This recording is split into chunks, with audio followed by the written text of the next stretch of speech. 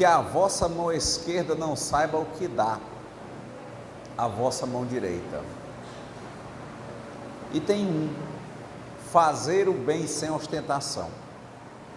Tomai cuidado de não fazer as vossas boas obras diante dos homens, para serem vistas por eles. De outro modo, não recebereis a recompensa de vosso Pai que está nos céus. Então, quando derdes esmolas, não façais soar a trombeta diante de vós, como fazem os hipócritas nas sinagogas e nas ruas, para serem honrados pelos homens. Eu vos digo em verdade que receberam sua recompensa. Mas quando derdes esmola, que a vossa mão esquerda não saiba o que dá a vossa mão direita, a fim de que a esmola esteja em segredo. E vosso Pai, que vê o que se passa em segredo, dela vos entregará a recompensa. Mateus capítulo 6, versículos 1 a 4. Esse evangelho, hoje, me traz uma lembrança interessante de uma passagem, de uma obra, que era o Mahabharata. Eu falei outro dia dela, mas outra passagem desse livro, tinha um momento em que os 4 irmãos Pandavas, eles saíram de um por um. Ele foi buscar água, aí não voltou o primeiro, aí saiu o segundo, não voltou, saiu o terceiro, não voltou, aí o quarto já disse: se você não voltar em tanto tempo, eu vou atrás. Ele foi atrás. Quando ele chegou lá, na beira do rio, ele viu os 3 irmãos dele mortos, caídos. E quando ele pegou nos irmãos, apareceu uma fera mitológica, que era metade leão e metade águia, que chamavam Grou. E o Grou, na verdade, ali era só uma imagem, mas quem estava com ele era o Dharma, que eles chamam. A gente fala de karma, né? Que é a porta que você abriu, você fecha. Por quê? Você abriu a porta porque deixou de seguir a lei, o Dharma, que é a lei que mantém a ordem no universo. E era o Dharma que estava ali como Grou, e ele não sabia. E o Grou disse: você responde às minhas perguntas, ou você vai ter o mesmo destino dos seus irmãos. Eu fiz essa mesma proposição para cada um deles quando chegaram aqui. Eu disse: responda às minhas perguntas, ou então você vai ter um destino difícil. E eles ignoraram o Grou e foram beber água. A água os matou. E ele chegou para esse último irmão e perguntou: se você responde às minhas perguntas, ou você vai ter o mesmo destino dos seus irmãos. Ao invés dele ignorar essa lei, né, o Dharma, que ele não sabia que era o Dharma ainda, mas ignorar essa voz do Grou, ele disse: pode mandar as perguntas. E o Grou faz várias perguntas para ele, que tem a ver exatamente como era que estava a compreensão dele sobre o cumprimento do Dharma, sobre a existência de uma lei de justiça, sobre a inexistência do acaso no universo. E quando eu estava lendo aqui o Evangelho, que a vossa mão esquerda não saiba o que dá a vossa mão direita, e que fala de fazer o bem sem ostentação, e que coloca uma passagem de alguém que está fazendo o bem, e mostrando, e dizendo que quem faz e mostra para os homens já recebeu sua recompensa, e ele diz que quem deve fazer, o certo seria fazer e não ficar ostentando o bem que faz. E nessas perguntas da história que eu estou contando lá, do trecho do livro Mahabharata, me marcou muito uma das respostas. Ele faz uma sequência de perguntas que vale muito a pena, eu até coloquei no grupo. Lá eram exatamente as perguntas do Grow a Yodhishthira. E era pergunta e resposta. Ele perguntava, ele respondia imediatamente. E ele nem sabia que ele era o filho da lei, né? O filho do Dharma. Mas me marcou muito uma pergunta. Um livro escrito, talvez mais de 1000 anos antes de Cristo, escrito, mas que a história já vinha há mais de 4000 anos na oralidade. E ele pergunta assim: o que é um hipócrita? Na mesma hora, Yodhishthira olha para o Grow e diz: é aquele que impõe hábitos religiosos a outrem. Esse é o hipócrita. Isso me marcou, porque essa questão de fazer o bem sem ostentação me remeteu também, na mesma linha de raciocínios, aquela frase máxima muito usada nos Anônimos, que diz: viva e deixe viver. Viva e deixe viver. Com a ideia de não nos compararmos, nos enxergarmos, para que as nossas feridas possam ser curadas. Evitarmos, por exemplo, a codependência, de estarmos fazendo as coisas porque temos uma carência muito grande e queremos que o olhar dos outros confirme o que nós estamos fazendo. E tem a ver com o adoecimento interno. E o adoecimento interno, dessa ignorância, faz com que a gente gere karmas, faz com que a gente gere apegos à matéria. E, consequentemente, com o apego à matéria, que é naturalmente transitória, se transforma constantemente, para tudo, principalmente para os humanos, a gente sabe que tem doença, velhice e morte. É claro, ninguém vai escapar disso. Mas a ignorância que gera o apego faz a gente querer que as coisas sejam estáveis, estáticas, não mudem. E faz com que, ao invés da gente viver sendo um instrumento do Criador para servir, entendendo a lei, o Dharma, aceitarmos, dizermos seja feita a vontade de Deus antes da nossa, a gente começa a agir mentalmente, pensado como se a gente estivesse querendo sempre seduzir as pessoas, conquistar as pessoas. E essa conquista não é uma maldade nossa, mas vem de uma doença chamada carência. Vem de uma vontade de querermos ser permanentes, de não querermos ser esquecidos, de querermos deixar uma boa imagem. E por tanto querermos isso, não raro nós maquiamos a realidade. De um cesto, a gente comumente faz um cento. E como diria o Machado de Assis, quem vive mentindo para os outros, uma hora quando ele olha, a vida dele é uma coxa de retalhos, ele vive em cima de mentiras, e chega um momento em que ele mesmo passa a acreditar nas mentiras que ele criou. Mas aquilo é ficção. Ele está pisando num terreno incerto. O que isso tudo vai significar? Hipocrisia. O que a hipocrisia vai gerar? Ilusão.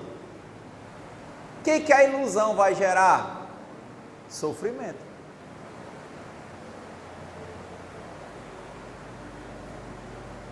E vamos perceber, como disse Cristo, quando disseram para ele, né?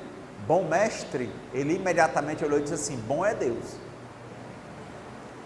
Porque para os espíritas ele entendia que por mais avançado espiritualmente que ele tivesse, ele ainda não era bom no sentido de ser perfeito.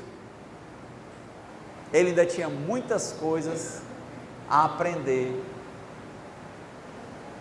E nós só começamos a enxergar isso bem, essa carência que leva ao sofrimento, quando nós percebemos as nossas instabilidades emocionais. Porque uma hora a gente está uma boa aqui no centro cantando tal, aí uma hora a gente está com medo, ansioso, às vezes chora, e aí vem o problema, e aquilo vai ficando constante, e a gente não quer enxergar que tem a ver com a nossa ilusão, que quer entender que as coisas são estáveis quando elas não são na matéria, que quer seduzir homens e mulheres, que está centrado no sucesso, no retorno material, porque retorno material não necessariamente é dinheiro, às vezes é exatamente querer seduzir pessoas para nunca estar só, como dizia a Diana, né? A frase mais interessante daquela música, que a banda Túnel do Tempo aí deve cantar, né? O medo de ficar só me apavora e eu me desespero. Então, por que quando tem isso aí, a pessoa começa a seduzir e mostrar-se para ser confirmado, para não ficar só? E ela não sabe viver as fases passageiras da vida. Ela não sabe viver e entender que um dia tem manhã, depois vem a tarde, depois vem a noite, que a cada dia vai ter que ter um momento de descanso, que vai ter um momento em que as coisas não vão estar tão agitadas e que a gente vai ter que saber conviver. Como o Sirihan dizia, o prazer não é ruim não, o ruim é o apego, o ruim é querer manter, fazer a estabilidade, não querer que a roda rode. Então ele diz, quando o prazer vem, como quando o vento vem, eu sinto a brisa do vento e é bom. Agora, eu tenho que compreender que a brisa do vento vai o quê? Passar. E eu não posso correr atrás da brisa do vento. Então o prazer não é ruim, mas se apegar e correr atrás dele vai gerar sofrimento, porque não dá para pegar o vento.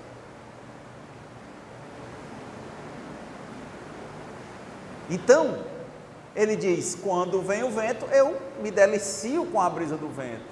E quando vem o calor do sol, eu sinto um pouco o calor do sol. Mas eu não saio na hora do sol correndo atrás do vento, e nem na hora do vento eu fico correndo atrás do sol. O que é isso? É equilíbrio, por estar no lugar certo e contente, e não querer travar a natureza, e não querer ficar seduzindo pessoas e acumulando coisas materiais, no sentido de achar que com essa materialidade de pessoas e coisas ao redor, nós não vamos sentir medo, solidão e ansiedade, ou vamos evitar desígnios maiores que estão dentro do ciclo natural da natureza. Quais? Doença, velhice e morte. Momentos de grande companhia e momentos de certa solitude, como eles dizem. Não necessariamente porque eu estou só, eu não estou me sentindo pleno, mas quem entende que está junto, é só se for com um monte de gente, não percebe que já está consigo, que tem um anjo guardião, que tem Deus, que tem várias coisas. Por quê? Porque ele está querendo completar uma vaga do Espírito com matéria. E matéria não se completa com o Espírito. Matéria convive com o Espírito.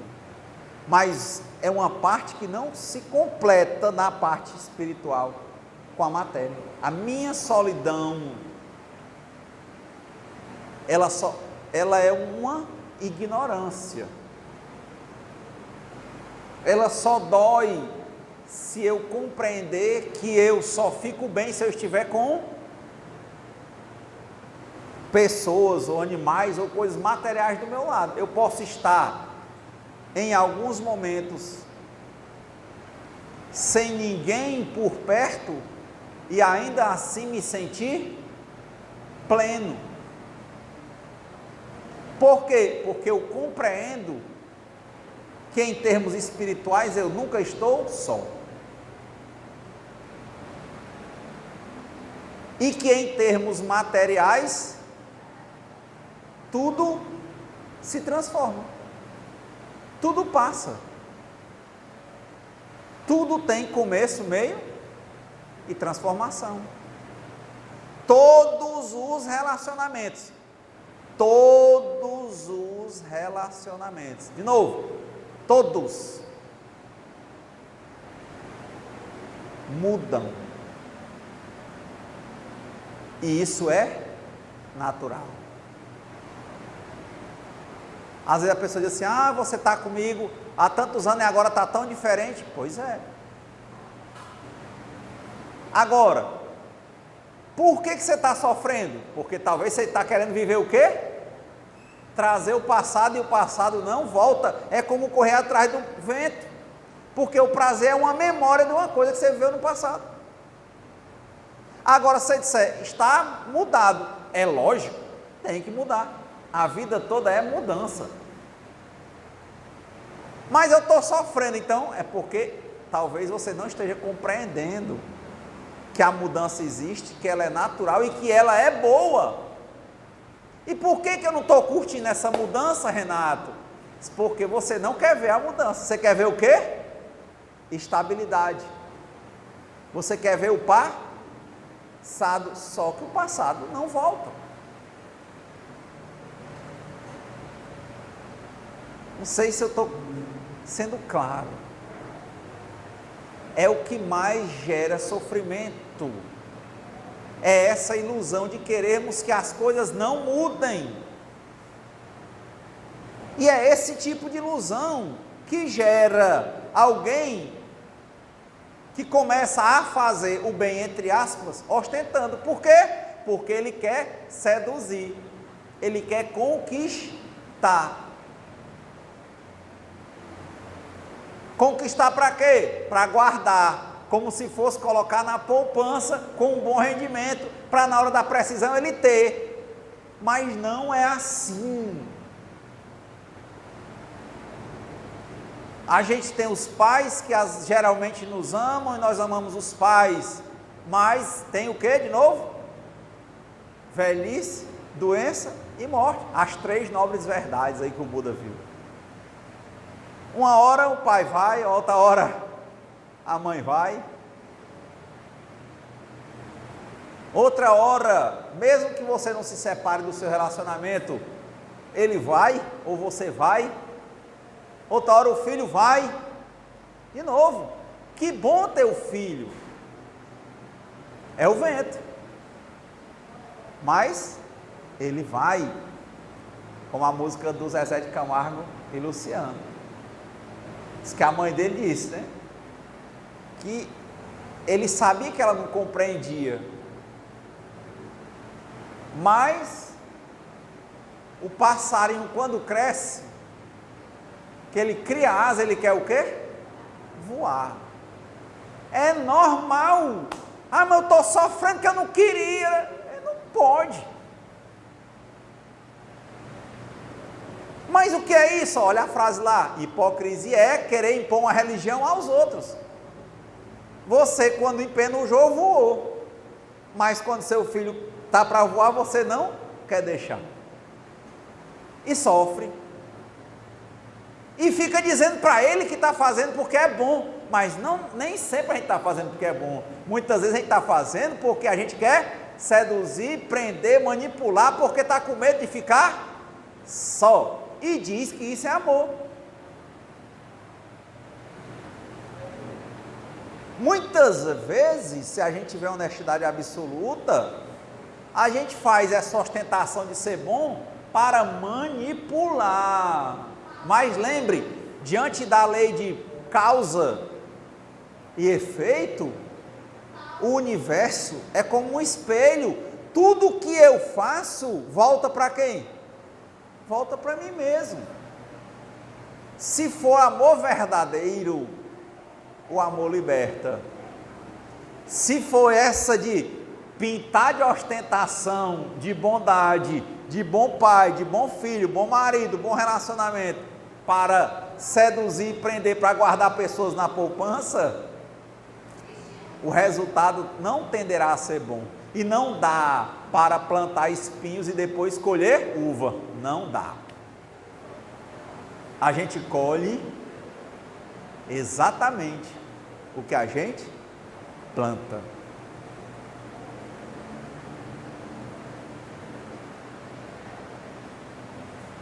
A questão do amor, como diz aquela música, de cativar.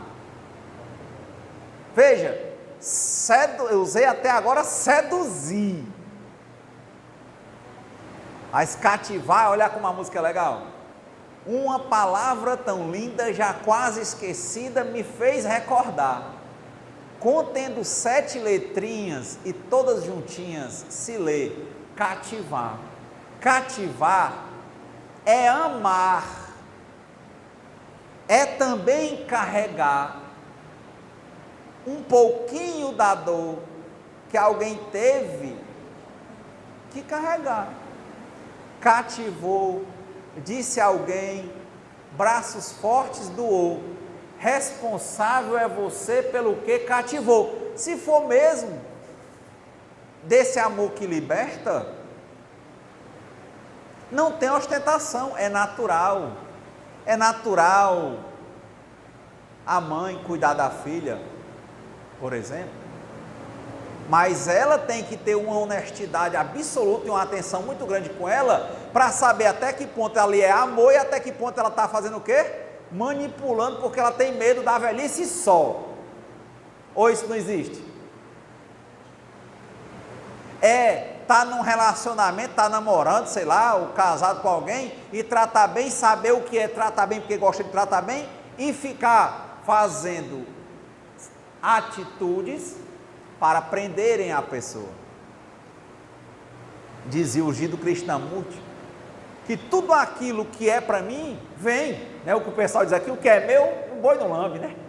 Ele dizia, tudo aquilo que você protege, tem que proteger para ter, vai ser tirado de você. Porque, de novo, é como o vento que vem para mim, ele vem e depois ele vai. Não tem quem tire. Então, a grande finalidade da vida é essa: descobrirmos qual é o nosso papel, o nosso nome interno, descobrirmos o que está oculto dentro da gente e fazermos com naturalidade. Não precisa de luta, só compreensão, atenção e se posicionar diante das dores, das dificuldades, dos problemas. Então não precisa seduzir. É o famoso seja você mesmo. Mas ser você mesmo não é ser a Gabriela, eu sou assim, eu nasci assim, eu vivi assim. Você vai ter que ter uma pesquisa todo dia, se observando e vendo que você também muda, vendo que você amadurece, vendo que você cresce e tentando cada vez mais firme encontrar a sua natureza. Agora, a sua natureza, ela é o quê? Boa, porque a sua natureza é divina.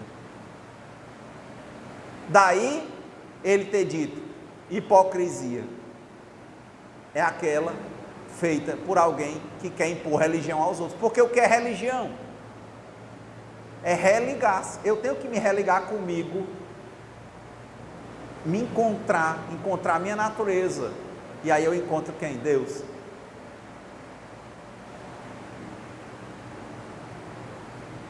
É a religiosidade. É uma coisa que eu não posso pedir para ninguém. Eu tenho que tentar, como disse o Chico, todo dia, toda hora, ser melhor do que eu mesmo, sem querer ser melhor do que ninguém. Eu tenho que ter essa religiosidade no sentido de estar me olhando, me observando e vendo até que ponto eu estou agindo por amor e até que ponto eu estou agindo por medo, querendo governar a vida dos outros e dizendo que é porque eu sou bom ou boa, quando na verdade eu estou manipulando porque eu estou com medo de ficar só. E começar a enxergar isso. E não é para afastar isso da vida, não, é enxergar. Porque na hora que a gente enxergar e começar a cuidar, o que as coisas cuidadas fazem? Se transformam. Na hora que você vê uma plantinha, uma florzinha nascendo lá no meio do nada no seu jardim, você começar a cuidar dela, naturalmente ela vai um dia deixar de ser flor, vai ter um fruto, ela vai crescer e tal, é o normal, ela vai se desenvolver. Então, quando a gente cuida de algo, a gente não mantém esse algo igual, a gente respeita a natureza dele de se transformar. Porque a gente olha e vê a nossa própria natureza nos transformando a cada dia. E cada fase é tão boa quanto a outra. Tanto faz a fase do dinheiro, a fase da liseira, a fase do sucesso, a fase do isolamento social. Vai ter o seu motivo. Se nós soubermos aprender com isso, nós vamos sim passar por dores. Por quê? Porque nós temos muitas imperfeições, muito apego, vamos ter muita vontade de ficar relembrando, querendo trazer o passado, mas ele não volta. E que bom que ele não volta. Que bom que a gente pudesse não querer trazer o passado de volta. Que bom que seria, ou que será, quando a gente começar a aprender a viver o quê? O presente. Para as coisas que a gente não entender, a gente entrega a quem? A Deus. As coisas que a gente não compreende, a gente entrega a Deus, a gente aceita. E as que a gente entende e vê que tem algo a ser feito, a gente faz. E fica sempre procurando manter a atenção para diferir o que é que a gente não pode modificar do que a gente pode. Para agir no que não pode, não. Para agir no que a gente pode, materialmente ou emocionalmente falando. E para aceitar o que a gente não pode modificar. Por compreendermos que a natureza material tem doença, velhice e morte, tem uma transformação constante, mas que tudo só caminha para o bem, e que há um Criador, uma ordem, e esse Criador ele é infinitamente bom, infinitamente justo e infinitamente sábio. Não existe acaso. Tudo o que acontece, dizia Marco Aurélio nas meditações, justamente acontece. Tudo o que acontece, justamente acontece. Tudo, qualquer pessoa ou evento, nada mais é do que um instrumento da vontade do Criador nas nossas vidas. Mas percebamos, esse apego a esse ego que não quer perder materialmente nada, que quer mostrar-se como bom para prender as pessoas. Isso cansa. O nosso exercício é para ser esse, todo dia nos observarmos, para vermos o que é equilibrado e desenvolvermos, e vermos o que é desequilibrado e tentarmos equilibrar. Olharmos as nossas feridas, cuidarmos delas para que elas se transformem em cura.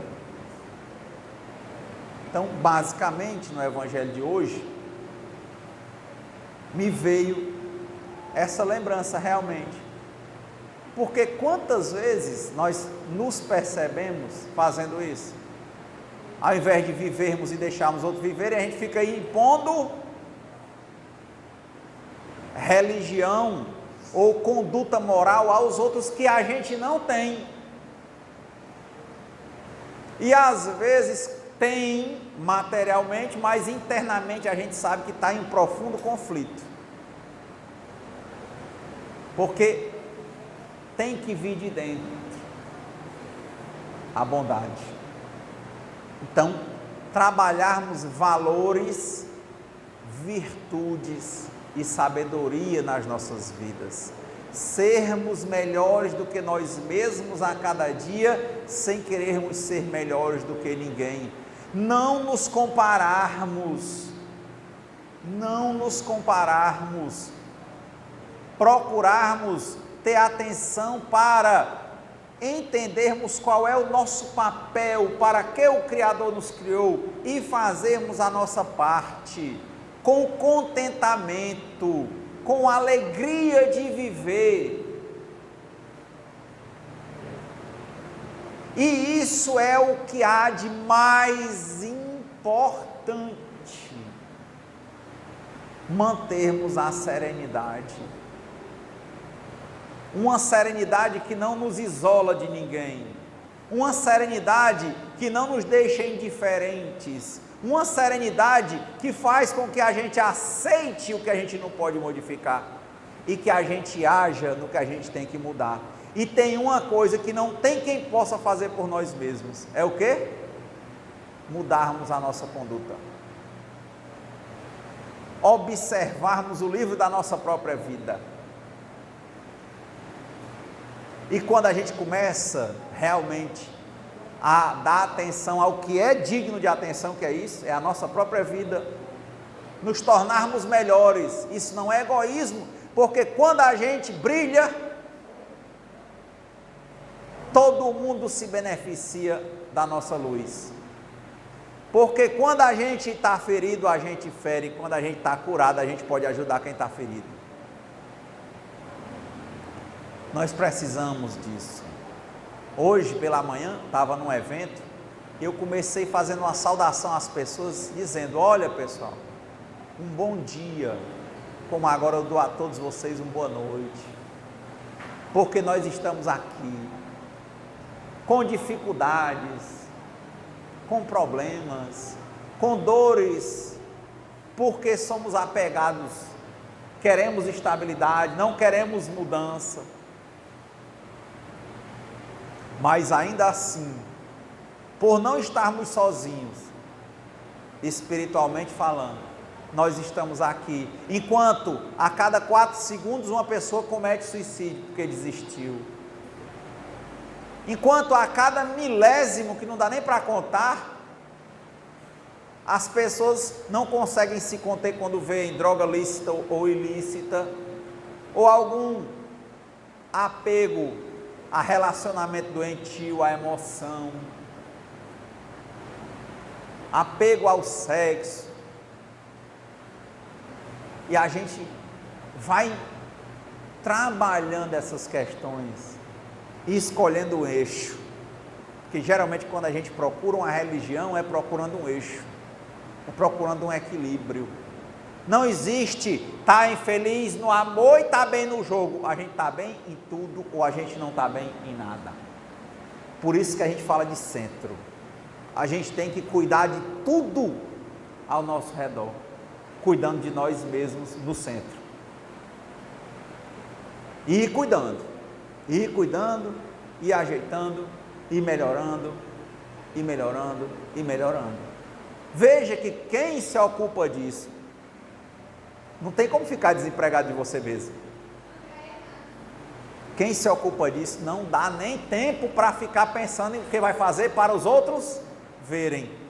Mas quando a gente dá importância a ostentar o bem, pode ser sincero na sua pesquisa, olhando para dentro de você, que você vai ver que você não está sendo bom. Você está com medo e está querendo seduzir para acumular pessoas como se fossem dinheiro em uma conta de poupança. Porque quando a gente assume o compromisso das nossas vidas, não há tempo para ficar se comparando com ninguém, não. Renato, o que você está falando é simples, mas não é fácil de fazer. Por isso que tem várias encarnações. Por isso que a gente não vai ficar perdendo tempo com outras coisas quando a gente toma consciência. A gente tem que assumir a vida da gente. Assumindo a nossa vida, a gente tem uma vida religiosa. Assumindo a nossa vida, a gente mostra que ama a Deus. E como dizia Platão, a maior prova de amor que eu posso dar a alguém é amadurecer, crescer.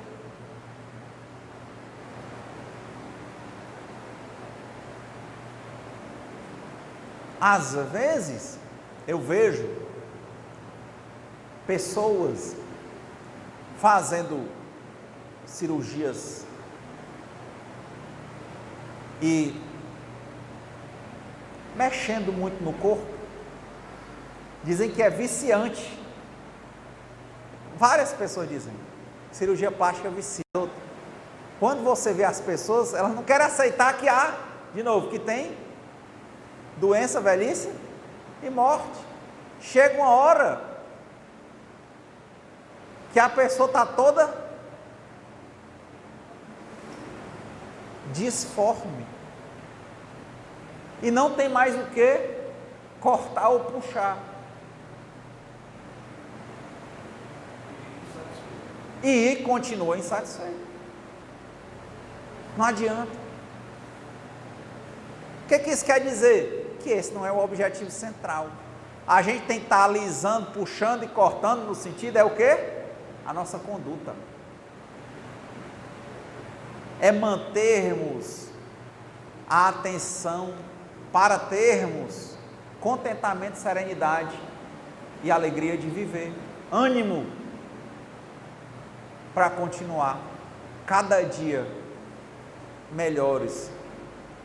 Como disse André Luiz, hoje eu sou melhor do que ontem e amanhã eu serei melhor do que hoje. As dores são necessárias, mas o sofrimento é opcional. O ser humano, dizia Emmanuel, é um diamante bruto. Ele tem valor, ele é uma pedra preciosa, mas ele só vai ficando melhor quando ele vai sendo lapidado. Por quê? Porque ele é embrutecido. Renato, é obrigado a sofrer? Não. É obrigado a passar pela dor? Não. Mas é normal passar pela dor. Por quê? Porque o apego é muito presente dentro de nós. O apego gera mais karma, talvez, do que as nossas atitudes, porque a gente não quer se soltar, a gente não quer que a vida mude, a gente não quer que a roda rode. Por mais que a gente diga, hoje está muito melhor do que ontem, mas a gente, quando pensa que vai ter o amanhã, a gente queria que não acontecesse. Então, que a vossa mão esquerda não saiba o que dá a vossa mão direita, tem muito a ver com isso. Não sermos hipócritas, querendo olhar para a vida do outro e querendo que o outro seja religioso, seja bom, tenha boa conduta. Mas é para que a gente olhe para a nossa própria vida, trabalhemos a beleza, justiça e sabedoria, valores, virtudes e sabedoria dentro de nós. Aí sim, nós vamos ver valores, virtudes e sabedoria nas nossas vidas. Beleza, felicidade e alegria de viver.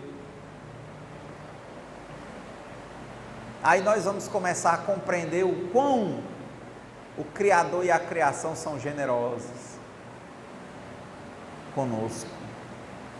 Então, façamos o bem sem ostentação, também sem punição, é só isso. Mantenhamos o centro, cuidemos muito bem de tudo que Deus nos confiou, inclusive da nossa própria vida. Vivamos e deixamos viver. E aí, com certeza, Deus não terá dúvida. Crescemos, amadurecemos. E Ele vai dizer: esses estão dizendo que realmente me amam sobre todas as coisas. Por quê? Porque estão crescendo. Porque são bons filhos. Porque estão fazendo a parte deles. Aí é uma vida alegre. E sempre repiso isso. Renato, você fala porque você já tem essa sabedoria? Não. Eu falo porque eu entendo que a vida ela é o quê? De constante atenção e aprendizado.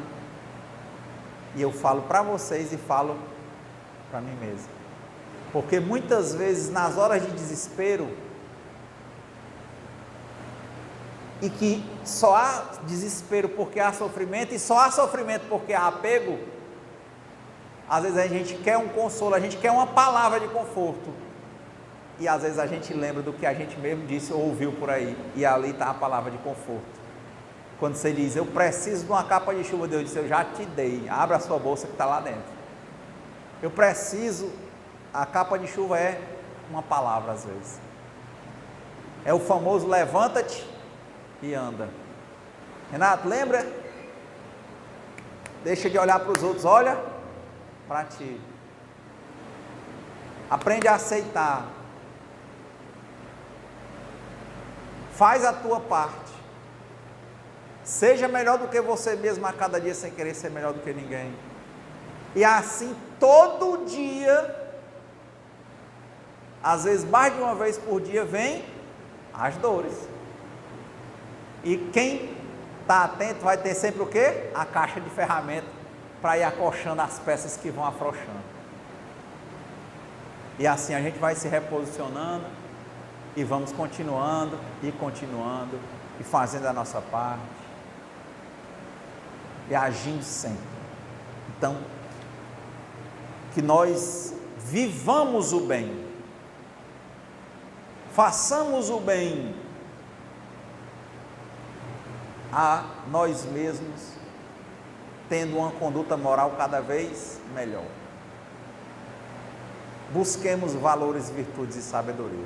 Então, uma semana de muita paz, muita alegria de viver, muito contentamento, muita compreensão, e que todos tenham bem perto essas ferramentas que servem para ajustar as doenças da alma, que às vezes vêm por palavras, para na hora das dificuldades lembrarem que vocês têm a quem recorrer e já têm a palavra com vocês. Agora às vezes é só uma compreensão, mas na hora do problema, só para encerrar, eu lembro que uma vez eu estava preocupado com questão de trabalho, eu já falei essa questão aqui há muitos anos, e eu estava relendo a Bíblia, aquela dos Gideões, aquela pequenininha, que tem a cinza e a azul. Eu tinha uma cinza, que era a versão antiga, né? E eu lendo ali as cartas de Paulo, eu sei que estava lendo, estava numa boa, aí parou, travou a leitura, nunca mais eu abri, e andava com ela para onde eu ia, mas não avançava. Eu tinha botado um cartão naquele tempo, cartão de telefone, né? Antigamente velho era ficha, né? Hoje até cartão de telefone já é ficha, que não tem mais orelhão. Então, o cartãozinho de telefone ali no meio. Eu parei numa parte. Gente, aí comecei a passar por dificuldades de trabalho. Aquela coisa de você estar com medo de ser despedido. 3 meses, eu não dormia direito, eu sentia dores, assim, dói assim e tal. Deve ter uns 15 anos ou mais. E eu estava tentando resolver tudo pela mente, pela matéria. Aí eu não sei, eu ia no ônibus, eu trabalhava em Sobral na época. Eu lembro, um domingo eu saí do centro, e ia para Sobral. Me lembra até o lugar, para você ver como uma palavra é uma chave de poder. Quando o ônibus estava saindo da rodoviária aqui e estava já passando no Emócio ali, veio aquele pensamento. Eu não andava com a Bíbliazinha que eu tinha travado, né? Parei a leitura, nunca mais tinha lido. O pensamento dizia assim: abra a Bíblia. Eu estava assim, um torpor, né? Dores, sem dormir, preocupado direto. Quando eu abri, eu nunca esqueci. Não é uma frase comum de ouvir nas igrejas, mas tinha assim, Paulo: fostes comprado por um bom preço, não vos façais servos de homens. Aquilo ali eu entendi como Deus dissesse assim: meu filho, você está se preocupando muito com os homens ao seu redor, seu patrão, os clientes, mas você não está entendendo que tudo isso aí só se movimenta porque eu quero que você descubra quem você é. Eu te comprei, você é meu. Pronto, só foi isso. Acredita? Passaram as dores, eu dormi e acabou. E desse lugar eu não fui despedido. Um dia eu pedi para sair, anos depois. Mas eu estava uma palavra. E é por isso que é importante que a gente se questione, para ver a bondade, a virtude e a sabedoria. Dizem que Napoleão Bonaparte tinha dito, né, que ele era invencível, né, praticamente. Diz que ele dizia: olha, se eu tiver com a natureza, ou seja, eu estiver fazendo o que é para que eu faça mesmo, eu sou invencível, ninguém é capaz de me deter. Ele disse: mas no dia que eu me desviar do meu caminho, até um átomo, uma formiga, me destrói. Às vezes é um vírus, né? Essa é a pergunta. Se a gente estiver no caminho que é o nosso, ninguém, nem nada é capaz de nos destruir. Mas se a gente ficar querendo manipular a vida, querer brincar de ser Deus, querer mudar o que a gente não pode e não mudar a nossa conduta, que é o que a gente pode, um vírus, um átomo, uma formiga são plenamente capazes de nos destruir. Então, uma boa semana, muita paz.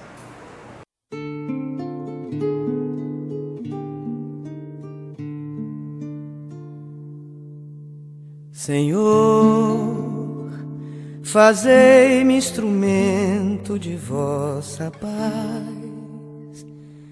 Onde houver ódio, que eu leve o amor. Onde houver ofensa, que eu leve o perdão. Onde houver discórdia, que eu leve a união. Onde houver dúvida, que eu leve a fé. Onde houver erro, que eu leve a verdade. Onde houver desespero, que eu leve a esperança.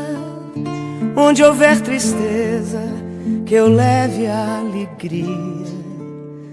Onde houver trevas, que eu leve a luz.